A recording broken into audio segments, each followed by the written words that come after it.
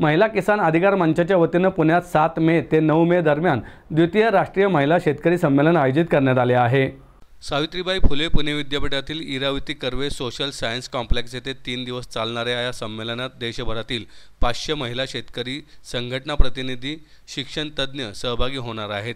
हे संमेलन महिला शेतकऱ्यांना मान्यता देण्यासाठी, त्यांच्या आवाजाला बळ देण्यासाठी, न्याय आणि शाश्वत शेती व्यवस्थेची निर्मिती करण्यासाठीचे एक व्यासपीठ आहे। या संमेलनात जमीन हक्क, स्थलांतर, शेती मजुरी, पशुपालन, मत्स्यपालन, बियाणे, जंगल उत्पादने आदी विषयांवर चर्चासत्रे होणार आहेत। तसेच विविध सांस्कृतिक कार्यक्रम होणार आहेत। बियाणे, शेती उत्पादने, पोस्टर आणि प्रकाशने यांचे प्रदर्शने आयोजित करण्यात आले आहे। नमस्कार, जिंदाबाद। माझं नाव सीमा कुलकर्णी। महिला किसान अधिकार मंच म्हणून जे राष्ट्रीय एक मंच आहे त्याची मी सदस्य आहे आणि विशेष करून आज तुमच्याशी बोलायचं म्हणजे 7 ते 9 मे 2025 आता येत्या आठवड्यातच एक 3 दिवसाचं दुसरं राष्ट्रीय महिला किसान संमेलन पुण्यात आहे। पुणे विद्यापीठातल्या इरावती कर्वे सामाजिक शास्त्र संकुलामध्ये हे 3 दिवसीय राष्ट्रीय संमेलन होणार आहे।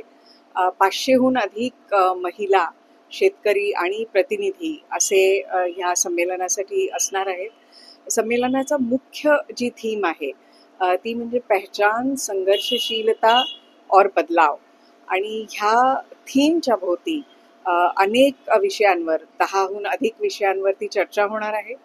त्याच्यामध्ये अर्थातच चर्चेसाठी इतर तज्ज्ञ तर असतीलच, पण विशेष करून ज्या स्वतः शेतकरी महिला, मग त्या शेतकरी आत्महत्याग्रस्त कुटुंबातल्या असो, जंगलातल्या, पशुपालक, ऊसतोड कामगार, इतर स्थलांतरित कामगार, अशा सर्व महिला शेतकरी त्यांचे प्रश्न तर मांडतीलच, पण त्या उपर जाऊन काय पर्याय निवडलेत किंवा कोणत्या पद्धतीने त्यांनी संघर्ष केलेले आहेत, मग ते लँड ॲक्विजिशनचा मुद्दा असो, असे अनेक बहुविध विषयांवरती चर्चा होणार आहे। चर्चेच्या सोबतीलाच याच्यामध्ये सांस्कृतिक कार्यक्रम देखील होणार आहेत आणि सांस्कृतिक कार्यक्रमामध्ये वेगवेगळ्या राज्यांमधले, त्या राज्यांमधल्या जिल्ह्यांमधल्या महिला त्यांच्या कला सादर करणार आहेत।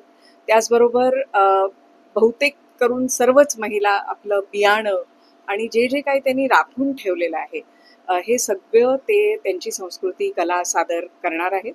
त्यामुळे ह्या 3 दिवसीय राष्ट्रीय संमेलनामध्ये आपण जरूर या।